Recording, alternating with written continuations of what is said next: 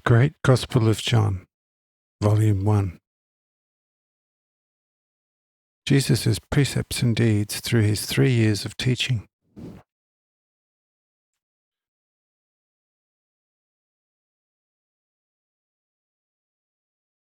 Baptism in the desert. First acceptance of disciples.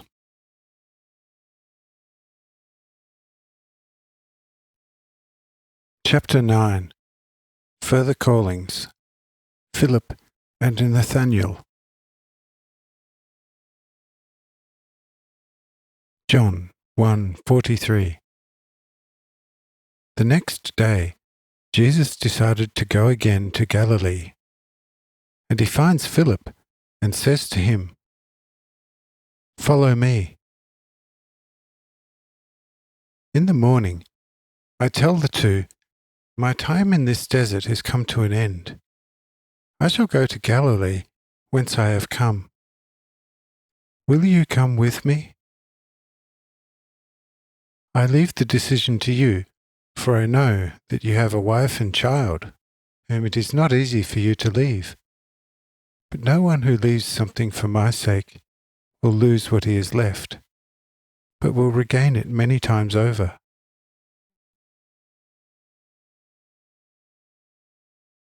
Says Peter, "Lord, for your sake I would give up my life, not to mention my wife and child.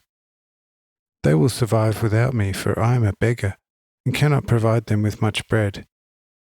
Our fishing brings hardly enough to feed one person, let alone a whole family.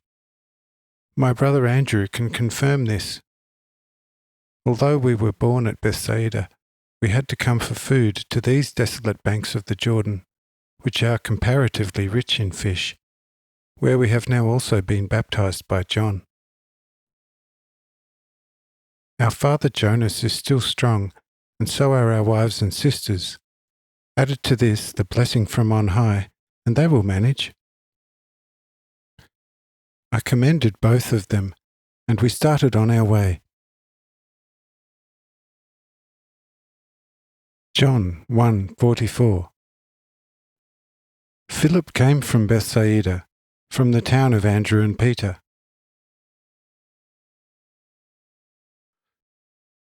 On the road, which for a while still followed the banks of the Jordan, we meet Philip,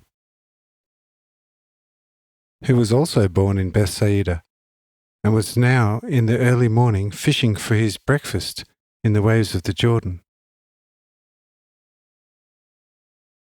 Peter drew my attention to him and said, "O Lord, this man suffers much and is very poor, but still the most honest and righteous man, full of true piety in his heart. Would you consider letting him come with us?" Upon such a loving suggestion by Peter, I say only, "Philip, follow me." Without hesitation, he throws his nets down and follows me, not even asking whither.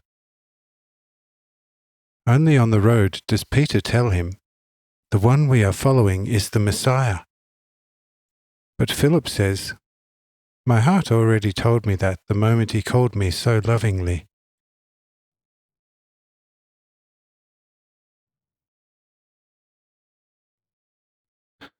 Philip, however, was unmarried and stayed with the poor fisherman as a teacher, because he had quite a good knowledge of the Scriptures. He was personally acquainted with Joseph of Nazareth, and thus knew me also, and many a thing that had happened at my birth and during my early years. He was also one of those who were secretly hoping for the Messiah in my person. But since I, from my 12th year onwards, did not perform any miracles and lived and worked like any other ordinary person, also the first amazing impression that had been created by the circumstances of my birth had with many people got completely lost. Even those who had been most excited said that my birth had become so memorable thanks to the, as such, strange coincidence of various circumstances and phenomena with which my birth was surely not connected in any way. Beside, the highly gifted nature of my early years had so completely disappeared that in the years of my manhood not a trace of it could be found. But Philip and a few others secretly still held on to a certain hope concerning me, for they knew about the prophecy of Simeon and Anna at the time of my circumcision in the temple, and thought a lot of it.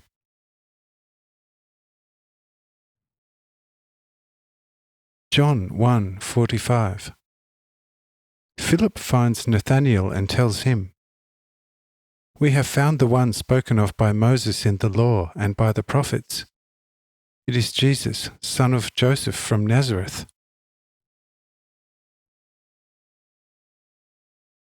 When Philip, who followed me, meets Nathanael, for whom he had been looking on the road, sitting under a fig tree repairing his fishing tackle, he says to him with fervour, "Brother, I kept looking for you along the quite long road, and now rejoice with all my heart to have found you.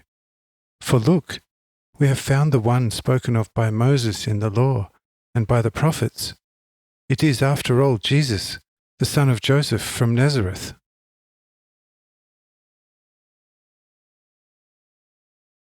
John 1:46.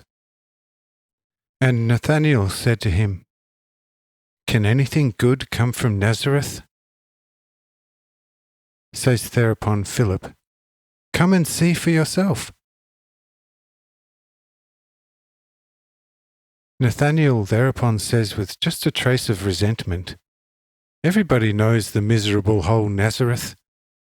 Can anything good come from this hole?" And, in a way quite obviously, least of all the Messiah. But Philip says, "I'm aware that in this respect you have always been my opponent, although I have presented my arguments to you 100 times. But now do come and convince yourself, and you will admit that I have been completely right." Nathanael rises thoughtfully and says, "Brother, that would be a wonder of wonders, for the rabble of Nazareth is surely the worst in the world. With a piece of Roman tin, you can make a Nazarene into whatever you wish. In this place, there has not been any belief for a long time, neither in Moses nor in the prophets. In short, you can make a Nazarene into whatever you want to, and the word, 'This one or that one is even worse than a Nazarene,' has already become an old saying. And you say that the Messiah, whom you want me to meet, is from there? Oh well, nothing is impossible to God. We will see."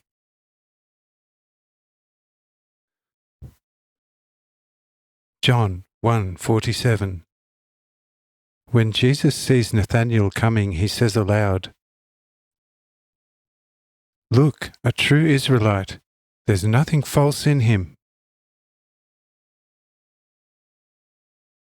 With these words, Nathanael follows Philip to Jesus, who meanwhile had sat down for a little rest about 100 paces away. When both men were already close to Jesus, he says aloud, "Look, a true Israelite. There is nothing false in him." John 1:48. Nathanael asks him, "How do you come to know me?" Jesus replies, "I saw you under the fig tree before Philip spoke to you." Nathanael is amazed at his so very true statement coming aloud from my mouth and promptly asks, "How do you come to know me to be able to say this about me? Only God and I myself can know my innermost nature, and I was never a boaster, nor did I brag about my virtues. How then can you know what I am like?" But I look at him and say, "I saw you under the fig tree before Philip spoke to you."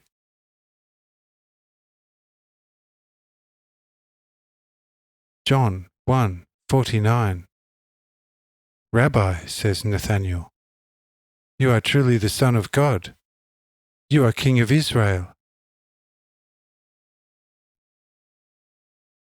This, my statement about him, amazes Nathanael, And deeply stirred in his heart, he says, "Master, notwithstanding the fact that you are a Nazarene, you are truly the Son of God.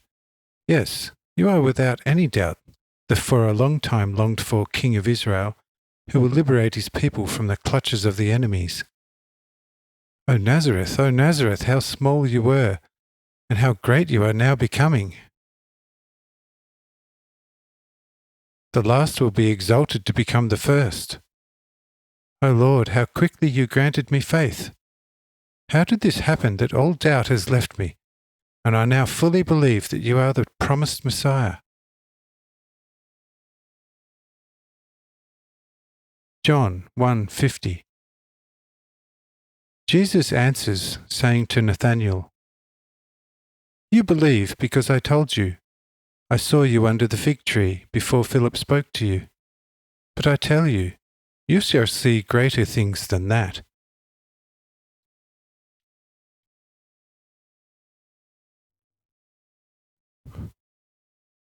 I answer Nathanael's question first with the words stated in verse 50, thereby pointing out to Nathanael that he now, to be sure, believes that I am the promised Messiah, but was compelled to believe by discovering in me the omniscience only God can possess. I also add that in future he will be seeing greater things, whereby I wish to say as much as, now you believe thanks to a miracle. In future you will be believing freely. John 1:51. And Jesus adds, "In truth, in very truth, I tell you all, from now on you shall see heaven wide open, and God's angels ascending and descending upon the Son of Man." And in truth, in very truth, I tell you, from now on you will be seeing all heavens wide open, and God's angels ascending and descending upon the Son of Man, which is to say as much as, in future, when through me you will attain to the rebirth of your spirit, the doors of life will be opened.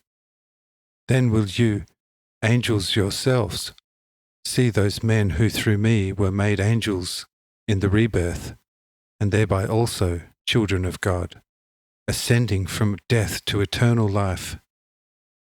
On the other hand, you will also see many primordial angelic spirits descending from all the heavens to me, the Lord of all life, there to follow the example of the Son of Man, according to John's example and testimony.